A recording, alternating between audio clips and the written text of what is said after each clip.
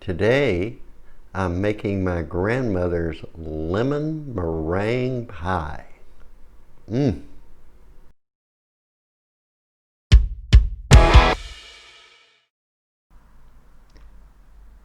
First step is to take about 6 or 7 pieces of just plain white sandwich bread and cut off the crusts. Now we're going to soak these in some water and then wring them out.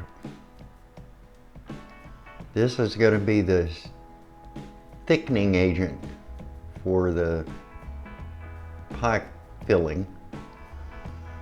So we want about a cup of bread. We don't want to mash it down too much, but smash it down a little bit, and then you'll have a cup or so of bread. In the meantime, take a pre-made pie crust from the grocery store. They're in the frozen food section usually. And just cook it according to the directions on the package, and then set it out to cool. The next step is to get out your double boiler and bring it up to a nice rolling boil. If you don't have a double boiler, it's no big deal.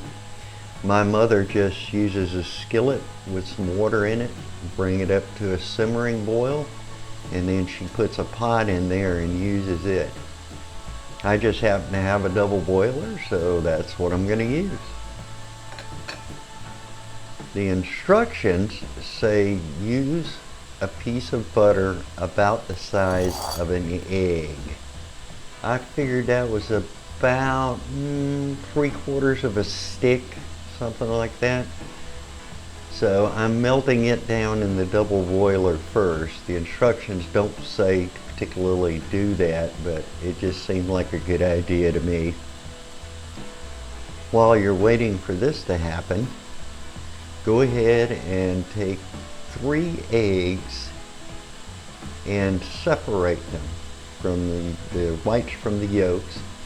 You're going to use the yolks in the pie filling, and you're going to use the whites to make the meringue. Don't be so put off by the word meringue. It's really a lot easier than it looks. Now we're adding a cup of sugar to our butter.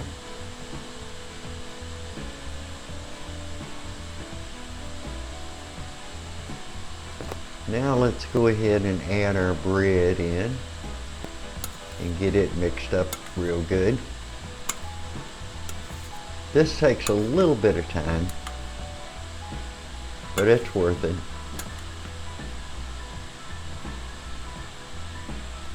The next step is the juice of a whole lemon.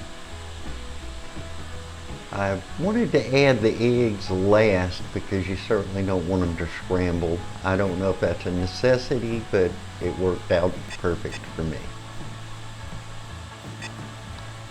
And finally, let's add our egg yolks into the mixture and mix it up really good.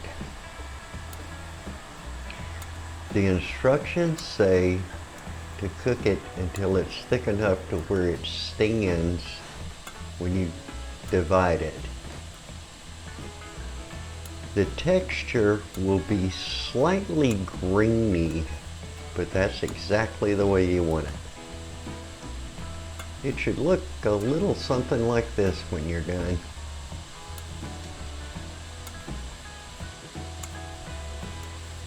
Now go ahead and put the mixture in your pre-cooled pie crust, and we'll be ready to go here. Now set this aside to cool while you make your meringue.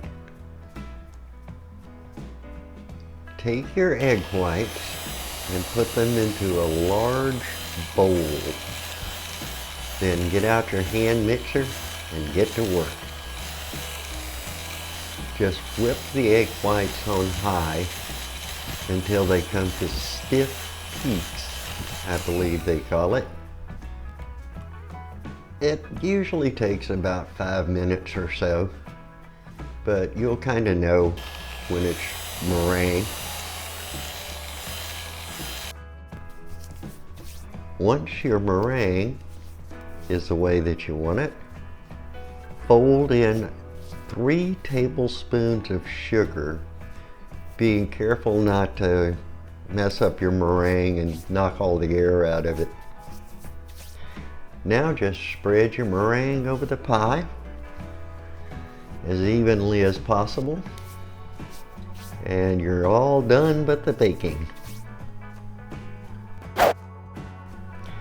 Preheat your oven to 325 degrees. Bake until the meringue is a nice golden tan. It took about 20 minutes in my oven.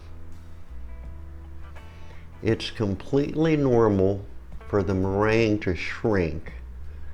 I think next time I do this, I'll spread it more evenly out toward the edges of the pie crust. Let the pie cool for a bit and then stick it in the refrigerator for a couple of hours. You want it nice and cold and not warm. It won't cut properly if it's warm. All right, my favorite part of the video, the taste test. As I was making this, I remembered it. I remembered my grandmother making it. Oh man. I gotta say, I about nailed this one. Tastes just like my grandmother's. Well, maybe not as good as my grandmother. A couple of things I would do different. Talk to my mother today. A couple of things. Unfortunately, all I could find was the deep dish pie crust, so I should have upped the recipe. Needed more meringue, which meant I needed more egg whites. Should have gone more eggs, upped the bread, upped everything, especially with that deep dish pie crust. And I would have put the meringue, since it shrinks. I didn't realize that until my mother said, "Oh yeah, it shrinks." Then I would have probably pushed it out further, you know, around the edges. But really, that's about the color you want it right there. That's that nice tan. Anyway, like I said, I would have upped it a little bit.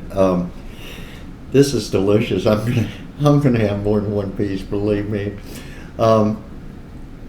Anyway, I hope you like this recipe. This is my grandmother's recipe. I think now that I've done it once, it's going to be fairly easy to do. Pretty, you know, not intensive in ingredients or work. Probably the hardest part was making the meringue and having to use that mixer.